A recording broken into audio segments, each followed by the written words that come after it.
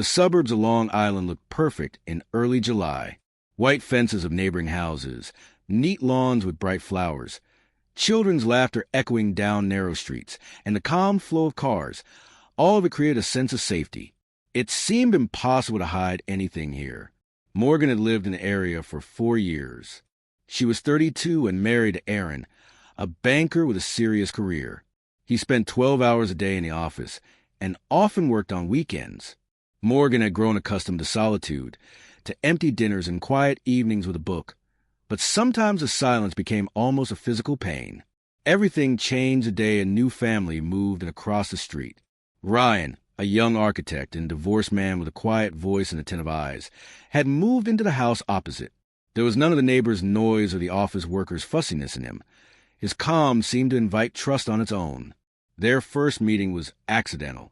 Morgan was taking out the trash when she saw Ryan struggling to lift a box filled with cards and photographs. She walked over and helped him carry it to the door. His gentle smile and soft, "Thank you," lingered in her memory.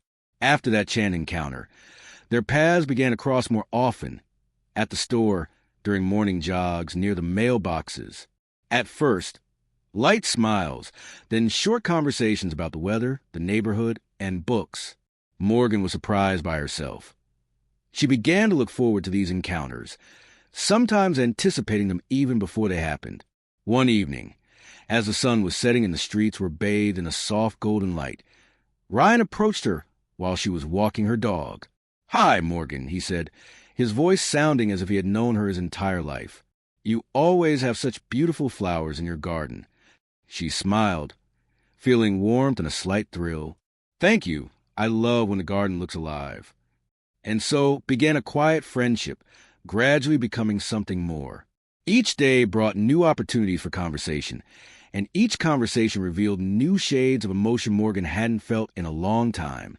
But with every new glance, every new smile, she felt a growing unease, an unease that words could not explain. Summer evenings on Long Island were warm and gentle, carrying a faint scent of jasmine and freshly cut grass that drifted along the quiet streets.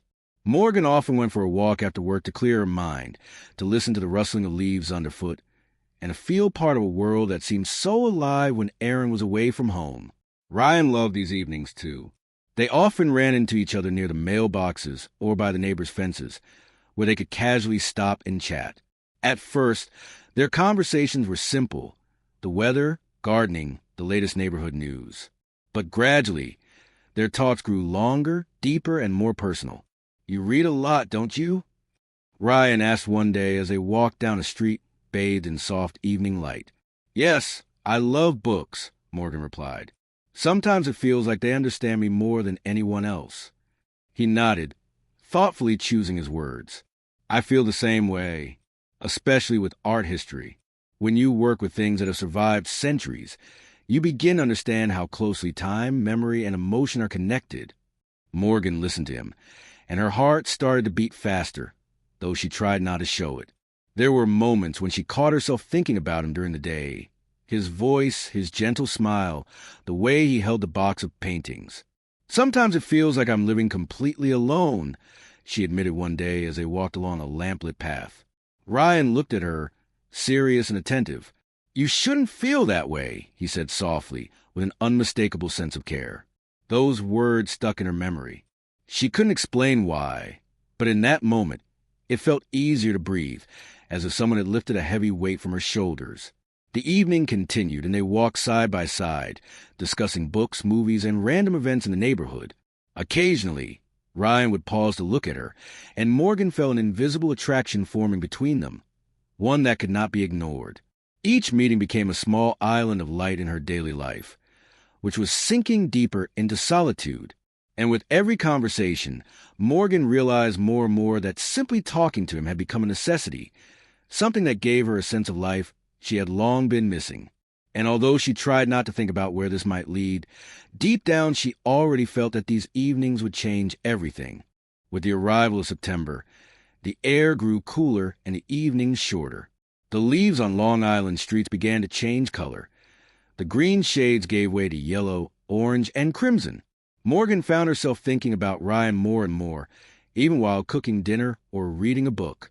His presence seemed to weave itself into her daily life, making her thoughts restless and vivid all at once. Aaron was still consumed by work and barely noticed the changes in his wife's behavior. He came home late, exhausted, his mind buried in reports and phone calls. Morgan spent more and more time alone in the house, and it was Ryan's voice she heard in her mind, not her husband's.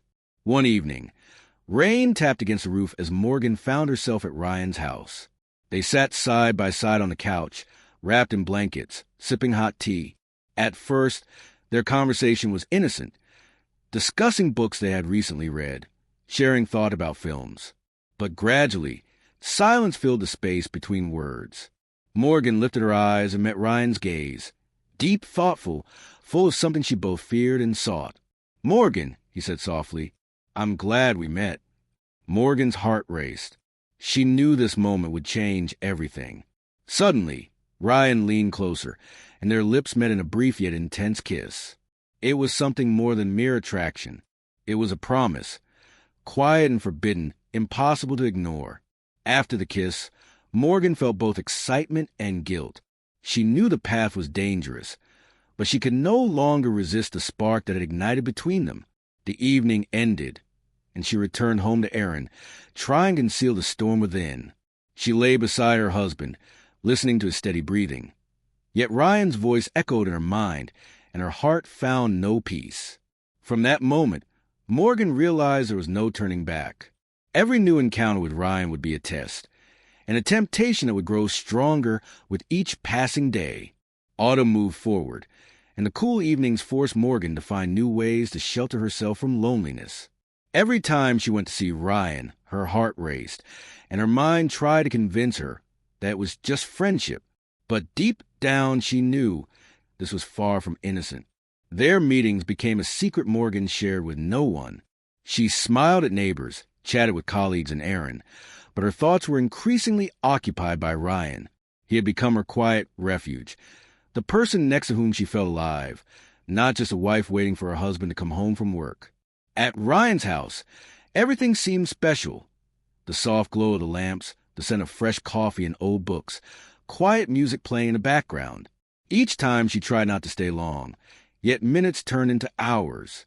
Sometimes they simply sat side by side in silence, and that silence was enough to feel the closeness that grew with each passing day. But with it came fear. Each time she returned home, Morgan caught herself thinking, what if someone sees? What if Aaron finds out? With each passing day, the secret became heavier. One day, she noticed that Aaron had become more attentive. He asked about her day, sometimes lingering a bit longer than usual on her face, as if trying to understand something. Morgan felt a pang of anxiety. The secret she cherished could collapse at any moment. Yet, despite the fear, the desire to be with Ryan was stronger. He had become her quiet light in a world that was gradually turning gray and empty without him. These secret meetings reminded her that she was alive, that her feelings had not yet vanished, that her heart could still flutter. But each encounter was a step toward a dangerous edge, beyond which lay the potential destruction of what she had once called home. October arrived suddenly. The days grew shorter and the air cooler. Morgan increasingly felt the weight of her double life. By day, a wife. By evening, Ryan's secret visitor. Every time she returned home, her heart raced with anxiety, and thoughts of Ryan refused to let her be at peace. Aaron began to notice the changes. He was too busy to see everything at once, but the small details did not escape him. Sudden trips to the store, delays at work, the phone now more often lying face down. He remained silent, but his silence was palpable, a quiet signal that he suspected something. One evening, when Morgan came home after seeing Ryan, Aaron was sitting in the living room reading the newspaper, but his gaze was fixed on her. "Are you okay?" he asked softly, though with obvious wariness. Morgan smiled, trying to hide her tension. "I'm fine, just tired." But Aaron noticed a faint scent of someone else's perfume on her neck. He said nothing, yet inside, a feeling grew that something had been broken, that trust was beginning to crack. Morgan felt fear. The secret she had so carefully guarded was starting to unravel. Each time she looked at Aaron, her heart tightened. She knew the deception could not last forever. Meanwhile, thoughts of Ryan grew stronger. She found herself remembering his smile and voice even at moments when she should have been at home with her husband. The desire to be near him overwhelmed her, yet it was accompanied by a rising sense of guilt that would not let her rest. It was during these days that Morgan realized her life was teetering on the edge of a precipice. Each encounter with Ryan was like a breath of fresh air, yet each also brought her closer to the moment when the secret might be revealed and the world she knew could be destroyed. November had taken hold, and the air grew sharper, carrying a faint scent of fallen leaves and smoke from chimneys. Morgan noticed that Aaron was now watching her every move. He began coming home earlier, showing up without warning, asking unexpected questions. "Were you at Jenny's today?" he asked one evening as Morgan returned from a short walk. "Yes, I just stopped by to talk," she mumbled, feeling her chest tighten. Her phone now always lay next to her, and she sensed that Aaron had noticed she was hiding messages. Sometimes he would simply sit beside her in silence, yet his gaze spoke louder than words. Morgan knew. He suspected something. One night, when Aaron was asleep, Morgan heard a faint sound. He had taken her phone from the nightstand. She woke instantly. Their eyes met in the darkness, and in her gaze he saw fear, the kind that could not be hidden. "Morgan," he said softly, almost in a whisper, "you're hiding something." She didn't know what to say. The words stuck in her throat. In that moment, she realized that their life, once so orderly, was unraveling. The home that had once felt safe now seemed like a cage. Each encounter with Ryan had become both a necessity and a danger. Morgan knew she was standing on the edge, and any misstep could destroy everything she had. Fear and excitement intertwined, creating the sense that her life was about to change forever. In early December, the evenings grew longer, and the cold wind from the Atlantic cut to the bone. Morgan felt that the secret she had been living with for months was about to be revealed, and that moment came sooner than she expected. One evening, when she arrived at Ryan's to spend a usual night together, someone knocked on the door. Morgan froze. Her heart raced as if it wanted to burst from her chest. She opened the door and saw Aaron. His face was dark, his eyes burning, and his hands clenched into fists. "So this is where you are, Morgan," he said quietly, but his voice carried anger and pain. Silence fell over Ryan's house. Ryan rose from the couch, cautiously trying to understand what was happening. "Aaron, it's not what you think," Morgan began, but the words stuck in her throat. "No," he interrupted, his voice trembling. "I saw everything. I understood everything." In an instant, the emotions Morgan had tried to hide erupted. Aaron stepped toward Ryan, and a tense pause filled with fury, pain, and betrayal hung between them. Only Morgan's scream stopped them. "Please," she pleaded, feeling the world collapse around her. "I didn't mean for this." But it was too late. Words, actions, meetings, everything had been exposed. Aaron stepped back, looking at Morgan with cold resolve. "You're dead to me, Morgan," he said softly, almost in a whisper. "Dead." He walked into the night, leaving Morgan kneeling in Ryan's living room, surrounded by the spilled glow of the lamp and falling shadows. In that moment, she realized her secret was over, and the life she had known was destroyed. December brought not only cold, but also emptiness. Aaron filed for divorce. Morgan had lost her husband, the person with whom she had shared years of her life. And at the same time, Ryan, who said he wasn't ready to destroy his own life completely. The neighbors who had once smiled at her on the street now walked past without noticing. Friends she used to meet on weekends disappeared from her life. Even the city that had once seemed familiar and safe felt strange and cold. Morgan was alone. Her home, once filled with laughter and light, now stood dark and silent. No visitors, no laughter, no conversation. Only walls and the shadows of memories. She sat in the darkness, holding a photograph in which she and Aaron were still happy. Memories of lost love, fleeting moments of joy and betrayal intertwined inside her, creating a sense of emptiness that could not be filled. Outside, snow was falling, and the street gleamed in white light. But inside Morgan's house, darkness reigned. And it seemed that along with that light, a part of Morgan herself had disappeared. The part that once believed in love, trust, and happiness. She realized that sometimes the choice between temptation and loyalty, between passion and duty, can leave a person alone with emptiness. And as the snow continued to fall outside the window, Morgan sat in silence, understanding that her life would never be the same. A month had passed since the divorce became official. Winter was particularly cold, but with each passing day, the snow melted faster, revealing streets that seemed familiar, yet now felt foreign. Morgan began to sense that life did not end with loss. It could be the beginning of something new. She started taking walks around the neighborhood again, listening to the wind and the ringing of bells on the neighbors' gates. Sometimes it felt as if Ryan or Aaron might appear around the corner, but she understood that the past could not be reclaimed, and that realization was both painful and liberating.